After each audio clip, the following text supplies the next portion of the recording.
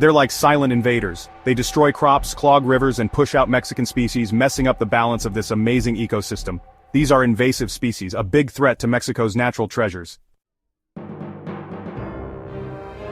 Let's start with a creature that looks harmless but is actually very destructive: the suckermouth catfish, sometimes called the devilfish. This fish, with its distinctive sucker-like mouth, might seem like just another exotic addition to an aquarium, but its impact on the environment is far from benign. Originally from the Amazon, this freshwater fish came to Mexico through the aquarium trade. People bought them for their tanks, not realizing the potential consequences. When they outgrew their tanks or became too much to handle, they were often released into local waterways. With no natural enemies in Mexican waters, its population exploded. These fish breed rapidly and can survive in a variety of conditions, making them particularly resilient and difficult to control. Their tough bodies and big appetites give them an advantage, letting them outcompete native fish for food. They consume large amounts of algae and other organic material, which disrupts the natural balance of the ecosystem. Suckermouth catfish eat tons of algae and stuff at the bottom of rivers and lakes. This bottom-feeding behavior not only depletes the food sources for native species, but also alters the physical environment of the water bodies. This messes up the ecosystem, taking away important nutrients from native fish and impacting the whole food chain. The loss of these nutrients can lead to a decline in the populations of other aquatic organisms, creating a ripple effect throughout the ecosystem. Also, their feeding stirs up mud, making the water cloudy and hurting aquatic plants. The results are bad. Cloudy water reduces sunlight penetration, which is essential for the growth of aquatic plants. These plants provide oxygen and habitat for other species, so their decline further destabilizes the ecosystem. Fish catches go down, hurting local families and threatening the food supply of communities that depend on these freshwater ecosystems. The economic impact on local fishermen can be devastating, as they rely on healthy fish populations for their livelihoods. From the water, we move to the trees, where another silent invader is causing trouble: the raccoon. These nocturnal creatures are known for their dexterity and intelligence, which make them formidable invaders. Originally from North America, these masked critters have moved south, crossing borders and becoming a big threat to Mexico's unique wildlife. Their ability to adapt to various environments has allowed them to spread rapidly. They're smart, adaptable, and will eat almost anything, making them very successful invaders. Their diet includes fruits, insects, small animals, and even human garbage, which means they can thrive in both natural and urban settings. They live in all sorts of places, from forests and wetlands to cities, eating whatever they can find. This adaptability not only helps them survive but also puts them in direct competition with native species for food and habitat. But their impact on Mexico's special bird species is really scary. Many of these birds are already vulnerable due to habitat loss and other environmental pressures.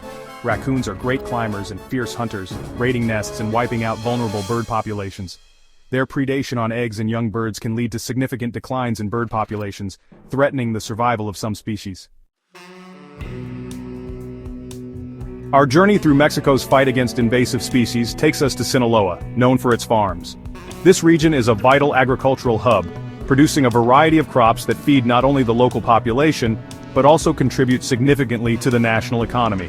The fertile lands and favorable climate make it an ideal place for farming, but these same conditions also make it vulnerable to invasive species.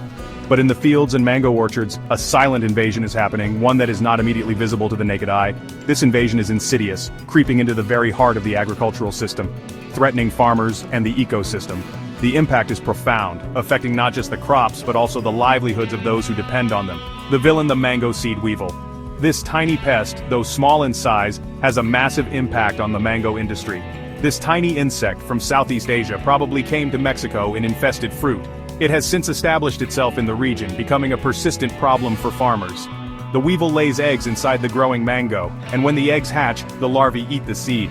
This process happens quietly, often going unnoticed until the damage is done. You often can't see the damage until it's too late. The exterior of the mango remains unblemished, hiding the destruction within. The mangoes might look fine on the outside, but the seed is ruined, making the fruit useless. This hidden damage means that entire shipments can be rendered worthless, causing significant financial losses. Farmers lose a lot of money. The economic impact is severe, affecting not just individual farmers but the entire agricultural community. Whole harvests can be destroyed, hurting families and the local economy. The ripple effects are felt throughout the region, as families struggle to make ends meet.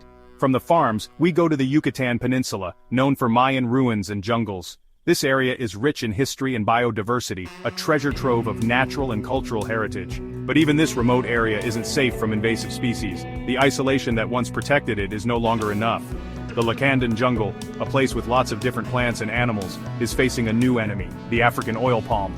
This invasive plant is altering the landscape in ways that could have long-term consequences. Brought to Mexico as a crop, it has spread into the jungle, pushing out native plants and messing up the ecosystem.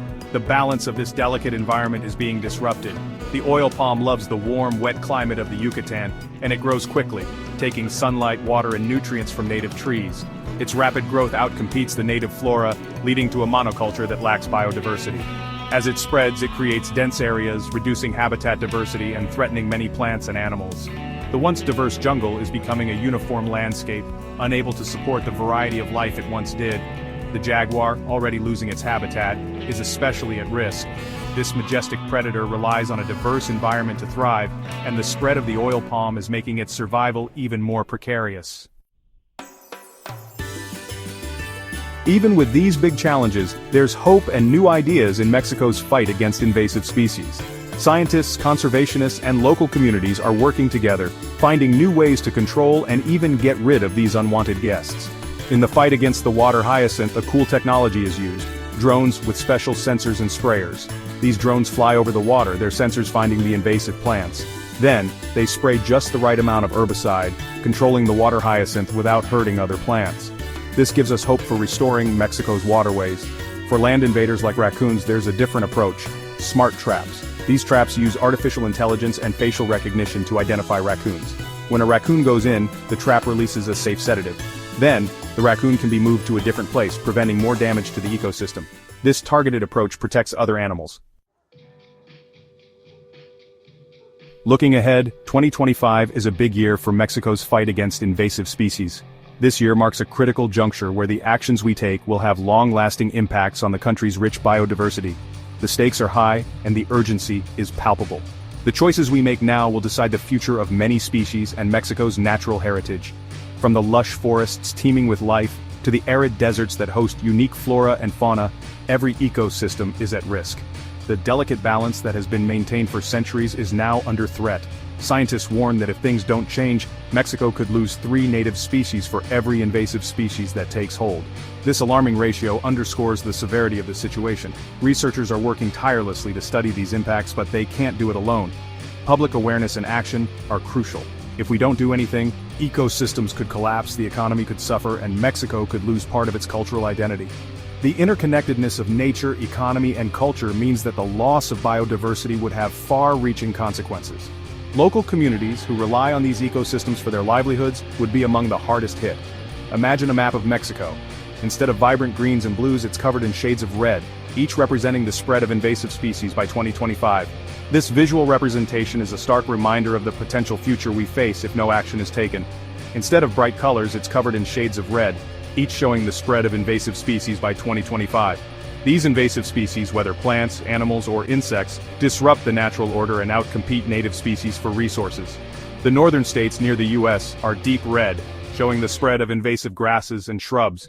These plants, often introduced accidentally or through trade, have taken root and are spreading rapidly, altering the landscape and making it difficult for native species to survive. Along the coasts, the red of invasive lionfish spreads, threatening coral reefs. These predatory fish, with no natural enemies in the region, are decimating local fish populations and disrupting marine ecosystems. The coral reefs, which are vital to marine life and local economies, are particularly vulnerable. The Yucatan Peninsula is a mix of red and green, showing the fight between native forests and the oil palm. The expansion of oil palm plantations is a significant threat to the region's biodiversity, as it leads to deforestation and habitat loss. The native forests, home to countless species, are struggling to hold their ground. And in central Mexico, invasive pests threaten farms and families. These pests, which can devastate crops, pose a serious risk to food security and the livelihoods of farmers. But there is hope. Innovative solutions and community efforts are making a difference. By using new ideas, working together, and helping communities, Mexico can fight back against invasive species and create a better future. Collaborative efforts, from local initiatives to national policies, are essential. With determination and collective action, we can protect Mexico's biodiversity for generations to come. As the sun sets over Mexico, there's a feeling of hope. Across the country, people are working together to protect Mexico's natural treasures. Volunteers work hard to remove invasive water hyacinth from rivers and streams. Their efforts, even though they seem small, make a big difference. The Semarnat logo, a symbol of Mexico's commitment to the environment, appears. Semarnat is working to protect Mexico's biodiversity, promote sustainable development, and ensure a healthy environment for everyone. The time to act is now.